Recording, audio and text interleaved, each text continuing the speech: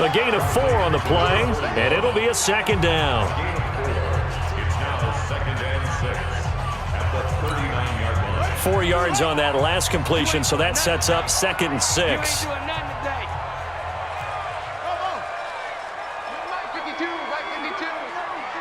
Let's go.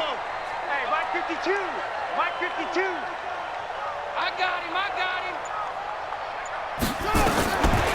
Now it's Jackson.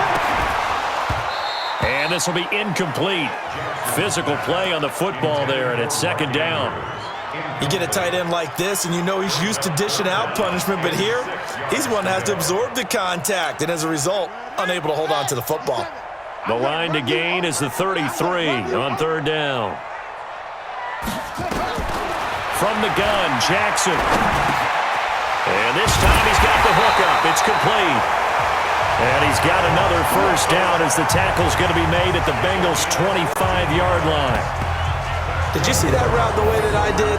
I thought he was trying to get deep. Yeah, that wasn't the first option. No, it came off of that guy, the deep guy, and came underneath on the drag, completed it very well.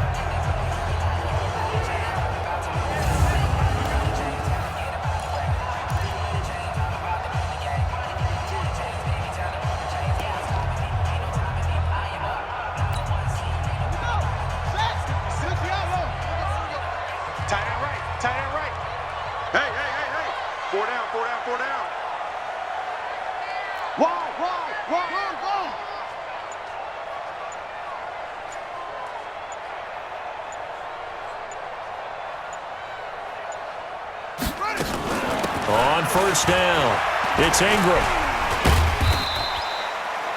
Give him a couple on the carry there, 2nd and 8. Well, he was looking for some running room, and there wasn't a whole lot of it there on that play. I think he was lucky to get a couple yards out of it, because those defenders, they were rallying to the football pretty quickly.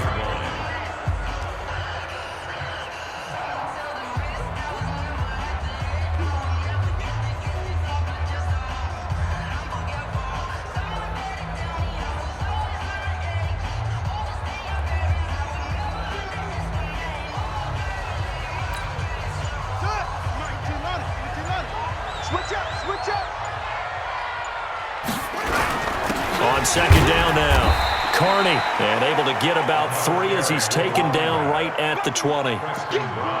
Brandon, all things considered, they have to feel pretty good about getting that type of a gain, considering the blitz that they just had against them. They'll break the huddle and come up on the 9th play of this drive, needing 5 yards on 3rd down. From the gun, Jackson. He's got it to Ingram, complete. And he had to get this down to the 15. He won't make it. He's a yard or 2 short. It's a 4-yard pickup, and it'll be 4th down. Whether you're playing West Coast offense or not, one of the maxims of the West Coast offense is you're either throwing a touchdown or a check down. In other words, look for the big shot, but be smart. And I think they did exactly that on that play. They didn't get the 1st down, but they're taking care of the ball well. Yeah, and being rightly cautious with that lead here in the 2nd half.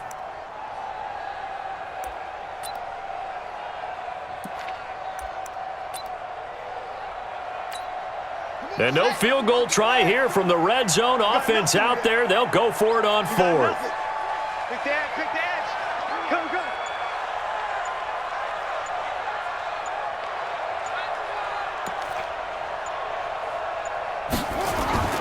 Now Pirine, and he will have the 1st down before he's tackled at the 12. Just a gain of 3, but they'll certainly take it as they convert on 4th down.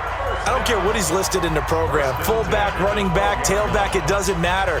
He ran that play like a fullback. Just like the old days when we saw the fullback dive. How about him picking that one up? Only needed a yard on 4th down. That's what he's there for, right? Exactly. Line him up, short yardage situation, and say, here it is, big man. Go get it.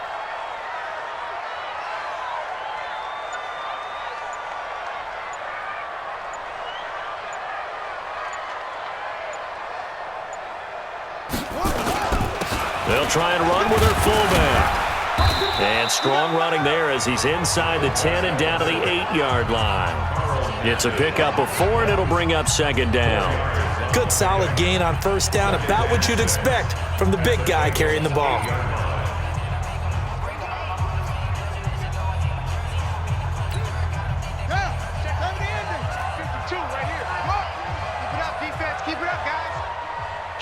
kill, turn up.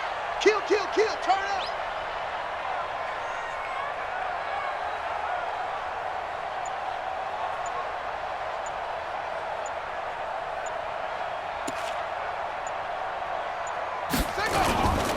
On second down, Carney trying to run inside, but nothing there. Nothing doing there as the 13th play of the drive proves to be unlucky.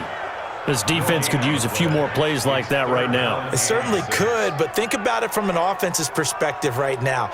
They've got a lead, but they don't want to throttle down too much and stall themselves. Still want to move at a nice pace.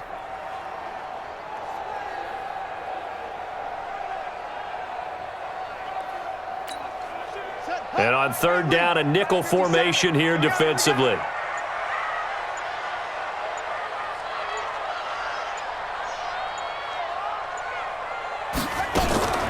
Out of the gun, they give to Ingram. Well, this is going to depend on the spot, but it's not a very generous one. He looks to be about a yard or so short. It's a gain of 5, and now the question, will the offense stay out there on 4th and 1? They're trying to show that they can run the ball and protect this lead. Give it to the backs, play a little bit of keep away, don't you think? And that's probably a good philosophy at this point, going to make that defense stand up and stop them.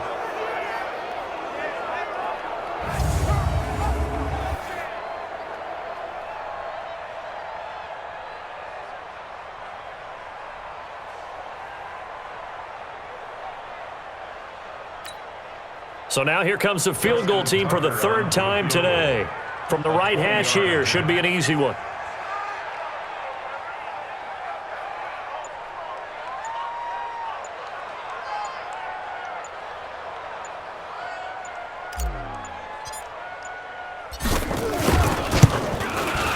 And Tucker's kick right there. It's good.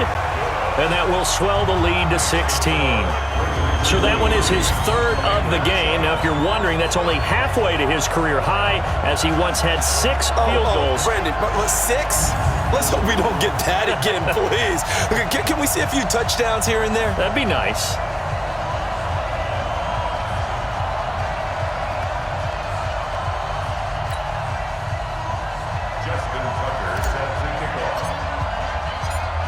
Tucker now following the made field goal, set to kick it away.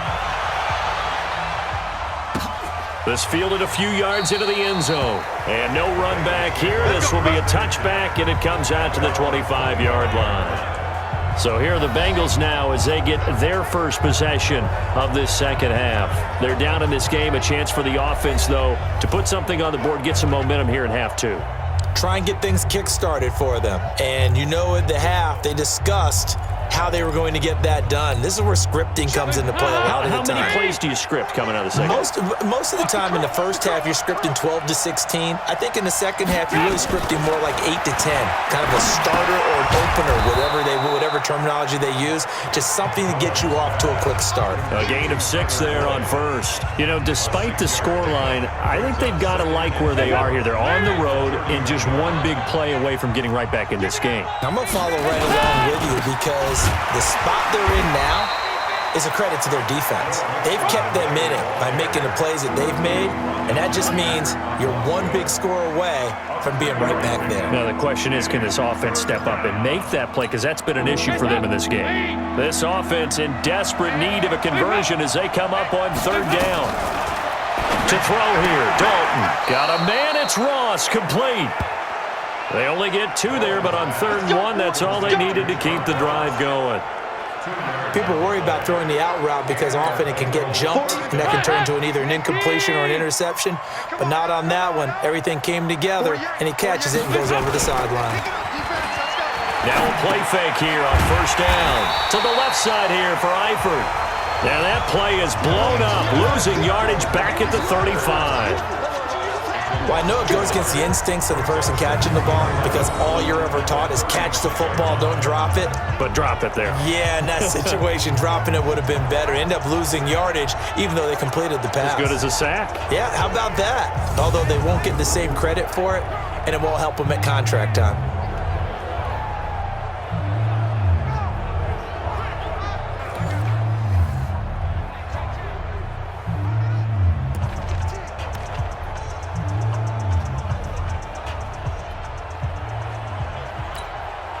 That pass play wound up for negative yardage, so here's 2nd and 11. Now Joe Mixon. Mixon hit, and the ball is out. And the Ravens have got it. They may have the edge on the scoreboard, but that hasn't made them passive, has it? I mean, they dialed up a pretty good run blitz there. And Brandon, you know that all blitzes aren't just designed to get to the quarterback and the passer. Sometimes you're just trying to take away every gap, every hole that might be created in the running game, and they did it to perfection and caused a fumble there. Took away the gaps, took away the holes, took away the football. Lamar Jackson marching back onto the field. How do you think he personally is evaluating his game so far? He was pretty good in the first half, been good so far here in the third quarter. He's got to like it, right? Not looking for the dramatics here. Not trying to set the world on fire in terms of stats. It's almost like you're driving. Hands at 10 and 2, alert for anything out there, watching for trouble on the road, and making sure you get the team home. The bus driver. See if he can drive the bus here again on this drive. It's 2nd and inches at the 23-yard line.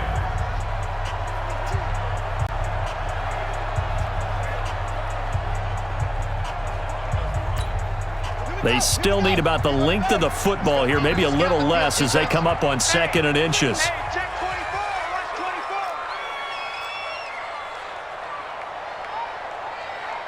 Rotate. Watch Mike. On. Here's Jackson to throw. And that one got tipped. Kind of threw everything off. It brings up 3rd. So much of this game is about leverage. We always talk about low man wins in the trenches. Well, it's like that in just about every position. And sometimes, if you lose that leverage and you're losing the battle, just jump up at the line of scrimmage and try and bat the ball away. And that's exactly what happened there. They'll run it here with Piron. And brought down, but not before they get it inside the 10 to the 7. They're able to convert on 3rd down, and that sets up a 1st and goal.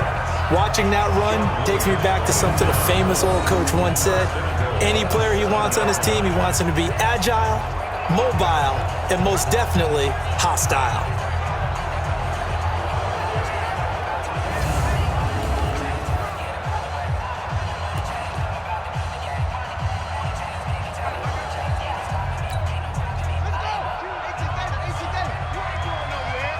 Double time.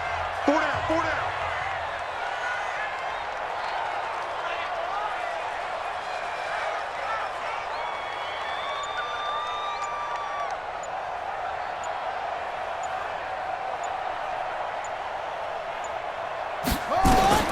From the gun, it's Jackson. To the end zone, but it's incomplete. Trying to get it to Willie Snead there. But it'll be 2nd and goal.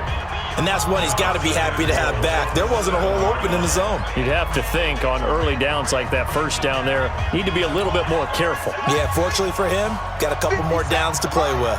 They'll try again here from the 7 on 2nd and goal. Now Jackson. This will be caught just inside the 10. And he is into the end zone for a Baltimore touchdown. Mark Ingram, his 4th touchdown on the year as the Ravens push further out in front. Getting your back involved, what's the importance there in the passing game? Well, oftentimes you can create mismatches because who's going to cover him? And you get him into space, which is where he likes to operate with the ball in his hands. Oftentimes makes people miss, gets that run after the catch, and off he goes. And into the end zone.